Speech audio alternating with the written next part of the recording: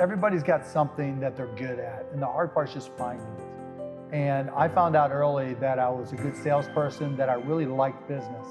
You know, like I like sports. I mean, I read everything I possibly could, played sports as much as I could, just wasn't as good as I wanted to be. And business was the same way. I mean, as long as I could remember, I was buying and selling baseball cards, garbage bags, whatever I could find, stamps, to collectors.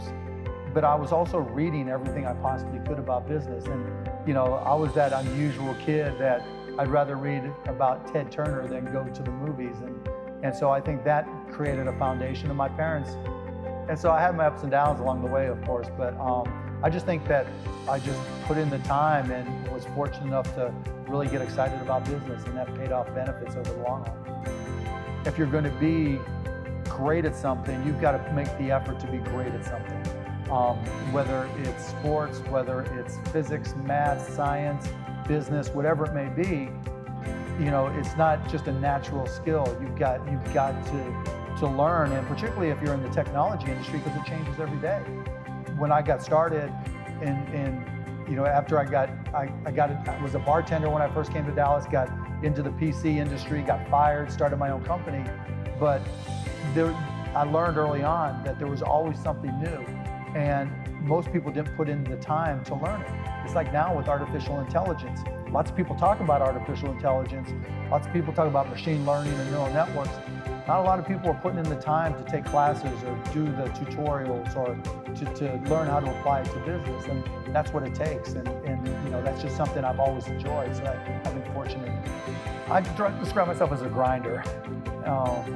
You know, I just, like we talked about learning, that's a grind, but I love it, you know, and I've just learned what I'm good at and learned to focus on those things and try to utilize those skills to now, you know, not just be an entrepreneur, but probably more often now invest in and help other entrepreneurs. Okay, so take us through your business interests right now. You have a basketball team, you do stuff for Shark Tank, you have stuff here. You can go to markcuban.com, I list them all right there. Right. And so really, I mean, I've got Shark Tank and I've invested in 100 plus companies there. We sold a bunch, so I think I've got 70 that are active now. And you know, it follows a normal distribution. Probably 10 are struggling, 50 are doing great, and 10 are doing incredible. But I think now I've really evolved some of my focus to trying to help disadvantaged entrepreneurs, people who have less opportunity. I just invested with a woman, Arlen Hamilton, who we together created a little $1 million fund where she's going out and finding 10 businesses run by people of color or disadvantaged LGBTQ type communities, and just opening doors, because I think my experience applies to anybody, right? Any entrepreneur, no matter what you're trying to sell. And I also think that it's a great business opportunity simply because the markets that they want to sell to are underserved. There just aren't as many entrepreneurs, so there's more opportunity. And so I think it makes great business sense as well. Well, let's go through some of these other things. So starting with Shark Tank. I mean, what's Shark Tank like? Is it really a kick the way it looks like it is? I mean, it's great. We start shooting here probably in a couple of weeks, June 12th or 13th, I think it is. And the way it works literally is we show up on set in Sony Studios, and I get there about 8:30 and they put on a little bit of makeup. I throw on my suit, like Kevin, Mr. Wonderful, Mr. Wonderful, Lori. They have to get there 2 hours earlier. But in any event, we start shooting at about 9, and they just bring in deal after deal after deal. We know nothing about them. They'll say, you know, this is, you know, Joe and Sally, and this is the name of the business, and they'll walk in and give our pitch. Now, on television, it might take 10 to 14 minutes. In real life, if it's a stupid deal, it might take 20 minutes before we're all out. And then if it's an intense deal, it can go 90 minutes, 2 hours. And then they have to edit it down. But it's our money, it's all real, we know nothing about them. If we decide to do a deal, then we have the opportunity to do due diligence after the fact, because sometimes they'll embellish, it's a polite way to put it. You know, my widget cost $1 to make and we sold 1 million of them, when in reality, the widget cost $10 and they've sold 6. That happens sometimes? Yeah, it does happen more often than you think. The producers are supposed to ferret that stuff out, but not a lot, it doesn't happen as much as we'd like. So yeah, we'll do due diligence, and about 60% of my deals close. Right. The other little thing is, of the deals that present to us, and we'll see in any given season 250 to 300 that are presented, probably 25% of people who pitch us that come in are taped and pitched to us don't even make it on air for a variety of reasons. And let me ask you about your entertainment business, the movies, 2929, Magnolia. What's that all about? Well, back in 2000, I guess it was, after I sold Yahoo, right after I bought the Mavs, I started the world's first all high definition TV network. When everybody was saying high definition television is not going to happen, I created a network called HDNet and HDNet Movies, and there was very little content for it. I mean, literally, this is when high def televisions cost $15,000, and everybody said, who the hell's going to pay $15,000 for a TV? And I went around telling everybody, no, you just wait.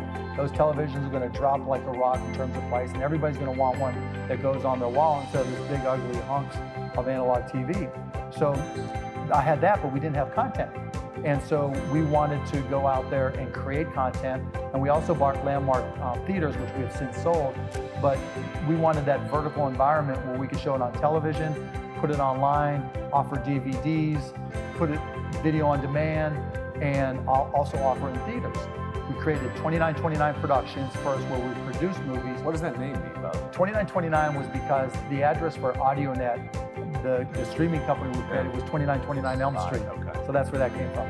So we had movie production 2929, we had Landmark Theaters, we also bought Reicher Entertainment, which we've since sold, that owned Hogan's Heroes and some others, so that we could put it on HDNet Films, and then Landmark. And so the idea was to have it vertically integrated. Right. So we were the first company to produce a movie, put it online, download.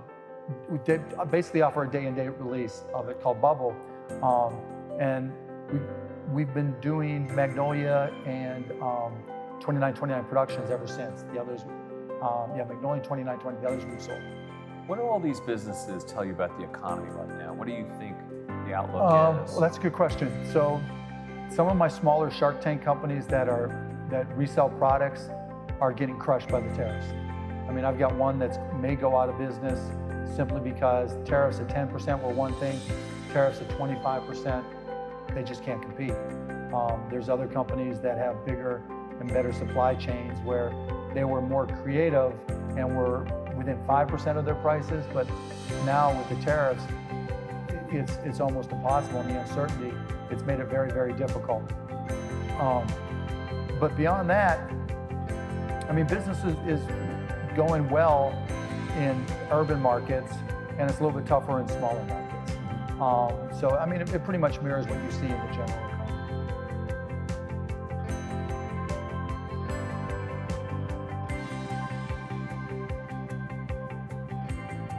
If you're looking to start a new side hustle or even a new business, check out the link in the description below.